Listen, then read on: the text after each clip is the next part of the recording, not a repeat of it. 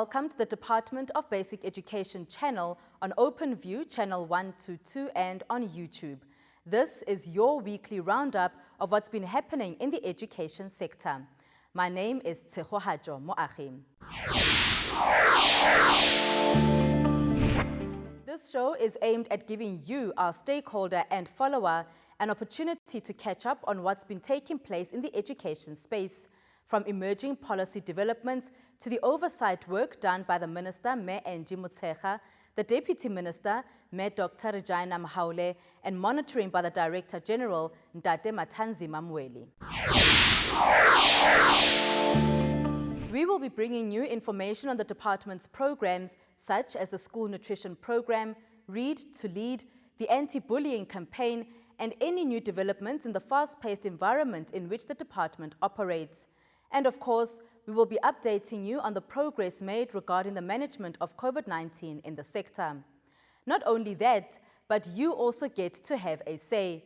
If there's any particular issue you would like to share with us or want us to address, please hit us up on our Twitter page at DBE_SA, Facebook DBESA, and on Instagram DBESA. Let's take a look at our top stories. Millions of children returned to school for the second term after a week-long break. But there was no recess for the matric class of 2021 as they continued to attend matric autumn study camps. And Parliament's Portfolio Committee on Basic Education discussed school infrastructure and school bullying with department officials. Let's start here.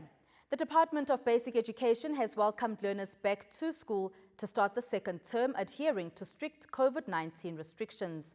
Health and safety protocols remain in place, with schools continuing to use the rotational approach. Deliberations are underway, investigating the possibility of returning all primary school learners to school. This would help in recovering the time that has been lost in the school curriculum because of COVID-19 and would help learners to catch up. The health and safety of all learners is being prioritized and will be one of the main determining factors of this decision. Well, we are happy with the progress that has been made in the second term. We know it's only a week, but we appreciate the work that is taking place in all our schools. Learners are back after only a week's recess because of the delayed start in the year due to COVID-19. We continue to manage the impact of COVID-19 in our schools by insisting that all schools need to adhere strictly so to the health and safety protocols that are there. We hope parents will do the same and that teachers will continue to teach, taking into account the environment that we're working under, which is a very difficult one, but we hope that things will continue in the same way into the future. The Department of Basic Education aims to continue to feed over 9 million South African learners yearly through its National School Nutrition Program. The nutrition that comes from the food given to them is aimed at ensuring that they have the energy required for their school day, gives them concentration during their lessons, and helps them to maintain a positive attitude and to keep their energy high. The program has been a success throughout the years, and even so during the global COVID-19 pandemic. However, there have been some challenges. Terence Kala has more. You can go to any school and then you can see how popular the meals are. It's not about one learner only, there's many learners in need. The positive impact the National School Nutrition Program has on learners is evident. The program, which provides food to learners in impoverished schools daily, has had great success, even in these COVID-19 times. In most instances, children who do not attend at those schools but are from that community also benefit from the National School Nutrition Program. Because of the rotational basis, learners can use the current scholar transport to come to school and to collect a meal or to eat the meal at school. But currently we do find a challenge that the learners do not make use of that. And then they don't come and attend school because scholar transport is from early in the morning and then it takes the learners back home later in the afternoon. So the NSNP, the National School Nutrition Program, are ready to provide meals, but it's not necessary that the learners come and collect or come and eat the meals at school. With having to adhere to restrictions brought upon by the coronavirus, there have been some adjustments that needed to be made for feeding to continue, especially when it's safe to do so. Before, we didn't have food parcels as part of the program, so we had to change our mandate to include food parcels. But that also comes with their own challenges, because normally our meals consist of a protein, a starch and a cooked vegetable or fruit. But the moment that you talk about a food parcel, it is not feasible to put perishable food like the fruit and the vegetables in the parcel, so it's mostly dry goods that we include, which is protein based and starch based. But what challenges were faced by the department? Where we had challenges with the National School Nutrition Program was with the rotational basis, where we had to make adjustment to our program, where we introduced food parcels, that even if the learners are not attending school, that they can access school meals. Section 27 has accused the department of not feeding over 1 million learners. However, the Basic Education Department says some of these things are not always possible to achieve. For these learners, getting this food gives them strength for the school day.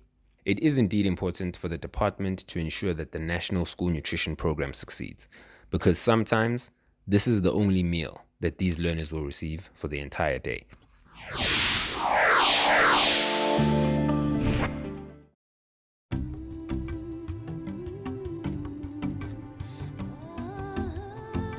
The Department of Basic Education is committed to ensuring our schools are safe and regulated environments for our children to build their dreams. Our top priority is to balance the health risk and the risk to children's education and protection, building inclusive, resilient education systems fit for the future. Education is the key to personal development and the future of societies.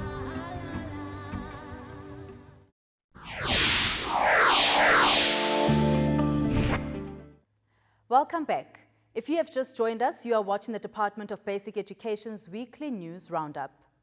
Members of Parliament's Portfolio Committee on Basic Education, provinces and chairs of legislature committees on education met with Minister Angie Motshekga and delegates from the department over 2 days this week to deliberate on matters affecting the basic education sector.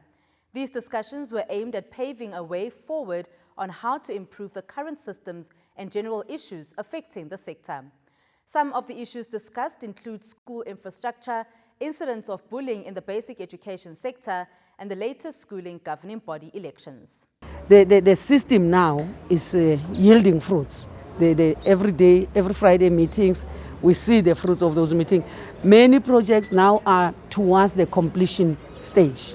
And as we are starting now, the majority of projects are completed and are handed over to the department. Then now, this new financial year, we start from the scratch. That from day one, monitoring, speed up the process, unblocking the blockages where we feel that it needs consensus or working together with the department and the implementing agents. They come together, they work.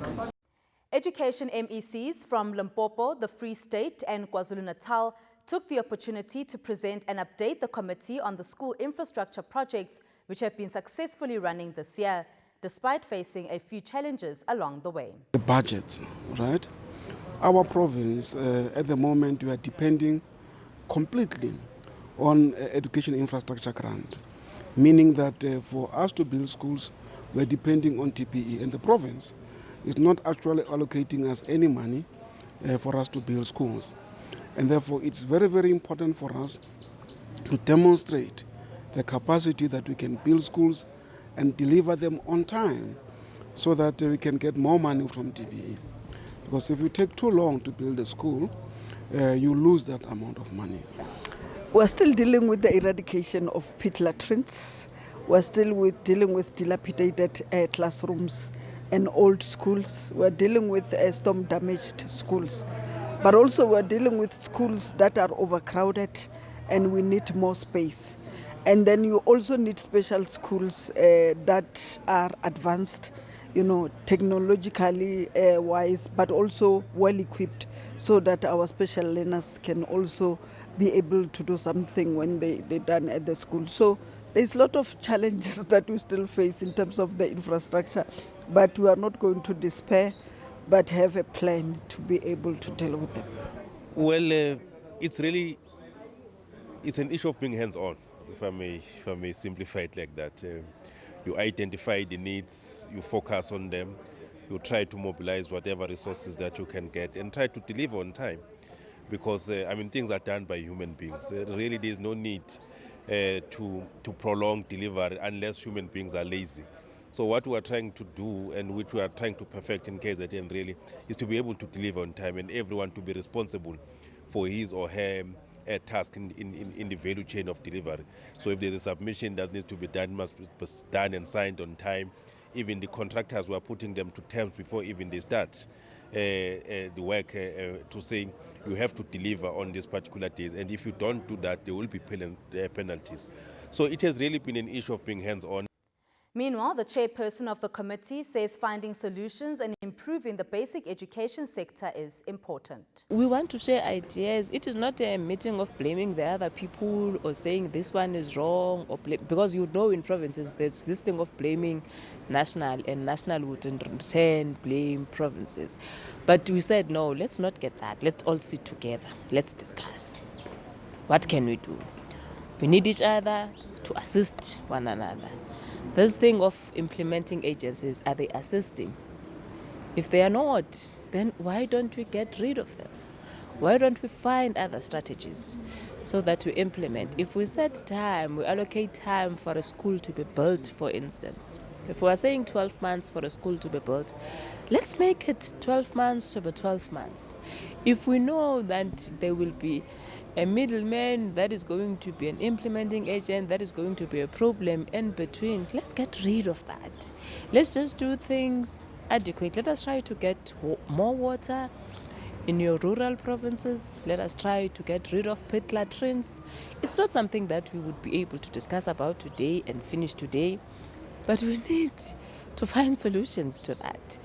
The Portfolio Committee also heard about the plans that have been put in place to deal with bullying in school and how school safety will be handled. We've got the e-safety guidelines. We've got tips for the parents, tips for the learners, tips for the educators on the use of your social media platforms. The Basic Education Department, championed by the Deputy Minister, is rolling out a bullying prevention campaign. We are starting in Gauteng, South districts in Orange Farm, but we'll be doing that in all the 75 districts or the 9 provinces, identifying the hotspots, just giving information to the learners. It's a multidisciplinary kind of an approach. As you return to school in the COVID-19 environment, this is what you need to know. On your way to school, keep your mask on at all times. Avoid touching surfaces, but also try not to touch your face, nose and eyes. Remember to wash your hands with soap for at least 20 seconds regularly. It would be nice, but please don't hug your friends. Avoid sharing stationery and your books, but if you really have to, always talk to your teacher first about it.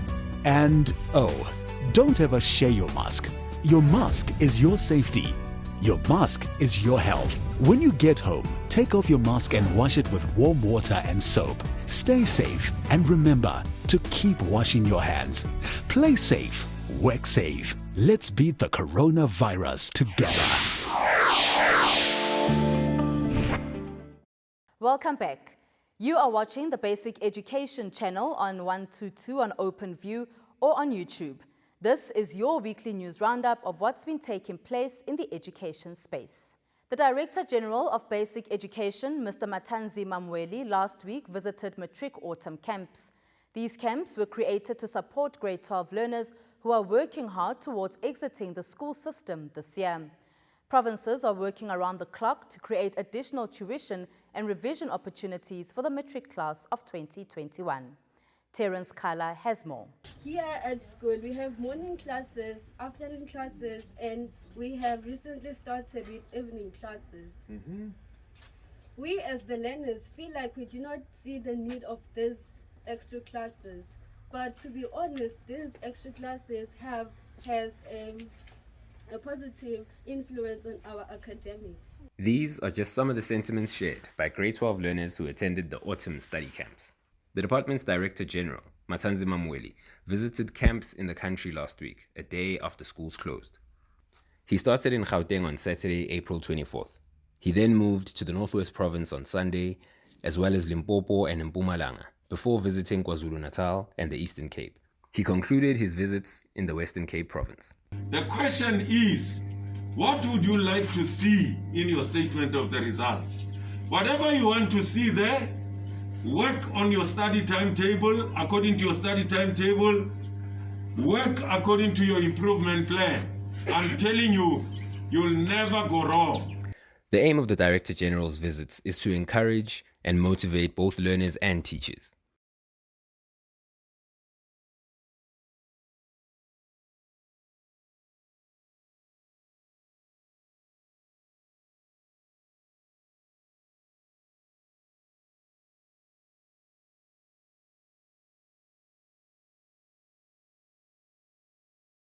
We've brought you here so that you are taught by men and women who have produced results. They are the cream of the crop, creme de la creme. They are not a Dick, Tom, and Francina that you can pick from the community or from the street. They've been carefully selected in terms of their track record of performance. In his final Take message them at one of the serious. camps, the DG said, Listen to them, thank you, observe and the demonstrations they are making in the classroom. You'll never go wrong. You cannot You'll afford get into the exam to disappoint room yourselves, and the class to disappoint test your family, with courage, disappoint your community, and you'll to come out disappoint with your a very big schools, smile. and most important, to disappoint these teachers, these men and women who gave up time with their families, with their neighbors, with their friends, with their next of kins, with their relatives to invest it in you. The learners also showed their dedication to the year and even motivated each other. I am really looking forward to engaging with them so that we can share information, because together we can come up with techniques that we need to get 100%. Yeah. Like even the paper is set by teachers who are teaching us so that we can do this, guys. Come on. Yes. So I want every learner to be here and grab as much information as they can so that we can utilize this time, squeeze all the juice that we need from our teachers. And guys, we can do this. And just a reminder for learners, we are the future of South Africa. Yes. With the first week of the second term done and dusted, learners are urged to remember their charter on good behavior and have respect for themselves and others around them. That brings us to the end of this week's weekly news roundup on Channel 122 on OpenView and on YouTube. Remember to get in touch with us on all our social media platforms and also to read, because readers are leaders. Until next time, it's goodbye from myself, Tsegoha Jomoagi, and the DBE team.